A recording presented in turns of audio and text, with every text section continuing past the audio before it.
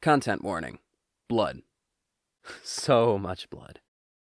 This video contains major spoilers for Invincible Season 2. If you haven't seen it yet, go watch it, you weirdo. It's a great show and you're missing out. Upon finishing Season 2, I was left with a number of questions. What does the future hold for Mark? Will Alan manage to break Nolan out of the Viltrumite prison? And most of all, wait, was that really the first time Mark killed someone? Yeah, I don't know if it's just me or something, but with all the death and blood and stuff in this show, I never actually realized that I don't think Mark ever killed anyone. You could say that he killed some of the Martians when he blew up their ships, but I think the last shot there is meant to imply that they're all still alive. Now, I could be wrong about all this. I'm not going back through the whole show to check if Mark has blood on his hands.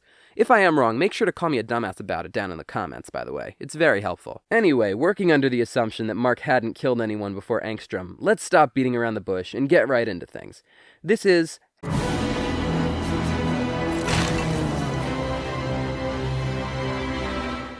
If you're still watching, I'm going to assume you've either already seen the season finale, or you just don't care about spoilers, in which case, hey, who am I to judge? It's none of my business if you don't want to actually enjoy the shows you watch. Haha, go watch Invincible and come back later, buddy. I'll still be here. Either way, I think it's important to do a quick recap before getting into the main event. So, Angstrom Levy has been in the background of this whole season after having his memories merged with every version of himself in the multiverse. Look, I know everyone wants more brain wrinkles, but I gotta say I think he took things a little too far. In many of these multiversal memories, Mark has joined his father in conquering Earth, leading Angstrom to resent him. And so, like a normal person would, Angstrom breaks into Mark's home and threatens his mom and alien baby brother. Angstrom sends Mark to a bunch of different wacky universes and, snaps Debbie's arm in half before taking on Mark for himself. After a pretty intense brawl across the multiverse, Mark gains the upper hand and bashes Angstrom's skull in with his bare hands.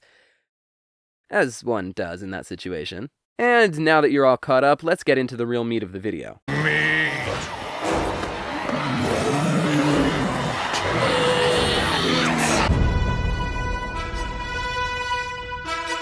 Wait, does that say desert or dessert? I can never remember which is which. Immediately after he kills Angstrom, Mark is clearly distraught over his actions. His ears are ringing as he comes down from the adrenaline rush. His vision is blurry. He almost vomits at the sight of what he's done. All around, sounds like your average hangover. The only thing he can think to say is, I thought you were stronger. Oh my god, guys, it's the title of the episode. Isn't that crazy? Oh, wow. Oh my gosh. As Mark walks through the sand talking to himself, it becomes pretty clear how he views this event. He is sickened by his own actions, and as much as he tries to rationalize it, by remembering that Angstrom was threatening him and his family, he comes to the conclusion that he lost control. What's interesting is, I think a lot of people would agree that Mark's actions here were justified. If he didn't kill Angstrom, then Angstrom would have killed him. And who's to say he wouldn't go back and kill Mark's family just for good measure? But even though Mark knows this, he still blames himself. He's killed someone, even if he had to do it. And who else is Mark painfully aware of that kills? Up until this point, there has been a key aspect to the contrast between Mark and his father, a dividing line between the two of them. Omni-Man kills, Invincible doesn't. But now Mark has crossed that line. He's spent the whole season grappling with the implications of what his father did, and trying to prove to those around him, but even more to himself, that he's different. He isn't violent, he isn't a killer, he isn't his father. But now he is. Trudging through the desert, even if he doesn't realize it yet, he's grappling with this new similarity he's created between himself and Omni-Man.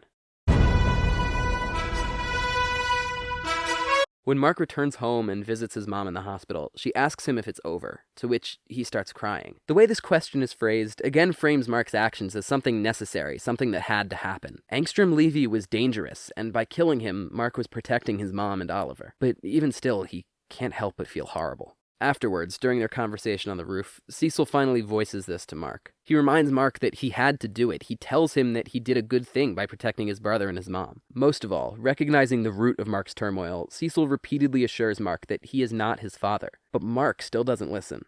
He won't give himself a break on this one. Again, Mark isn't seeing the gray of the situation. He's only seeing that he killed someone, and regardless of the fact that Angstrom was a bad guy, Mark isn't okay with that because he doesn't kill. Killing isn't what he would do, it's what Omni-Man would do. And above all else, Mark does not want to be like Omni-Man. Finally, on the rooftop of his freshly rebuilt house, Mark talks to his mom and says he's dropping out of college. With the things he can do, he knows that he will never have a normal life, a normal job, so why is he in college anyway? More than that, he says the most important thing he can do right now is take the time to get better. He needs to be better. He needs to be stronger. He needs to be able to control himself, presumably so what happened to Angstrom Levy never happens to anyone ever again. This is Invincible's version of the classic great power, great responsibility speech. Mark is saying that with his powers and his abilities, he's always going to be a superhero, whether he likes it or not. Well, scratch that. He'll always be super. But after what he did to Angstrom, he's not so sure of the hero part anymore. That's why it's also his responsibility to be better. With his great power comes a great ability to hurt people. He feels like he needs to get his impulses in control so that he doesn't act in a fit of rage like he did with Angstrom. He almost seems to be moving out of his self-loathing and is instead looking forward. Yes, he killed someone, and yes, he regrets it whether Angstrom deserved it or not. But he's going to get better. He's going to get stronger. This may be a stretch, but I think the title of the episode also applies to this moment pretty well. I thought you were stronger. I thought you were strong enough to control yourself, but you weren't. So now you have to learn. Now you have to get stronger.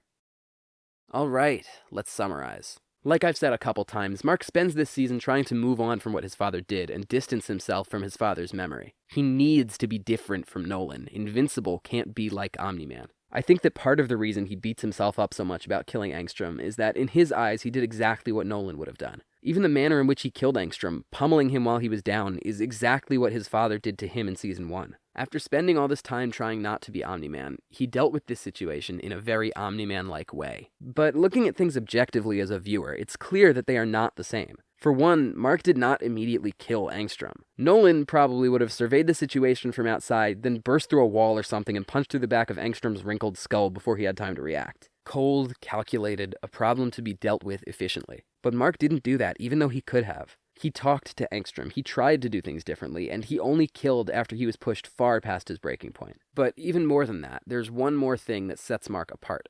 He cares.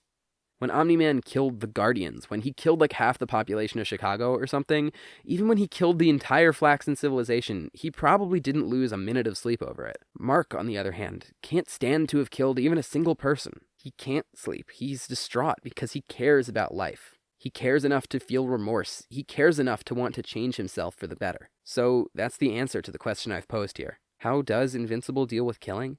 He deals with killing by caring. Once all is said and done and the shock has worn off, he cares enough to want to better himself and make sure this chapter in his life doesn't repeat itself ever again.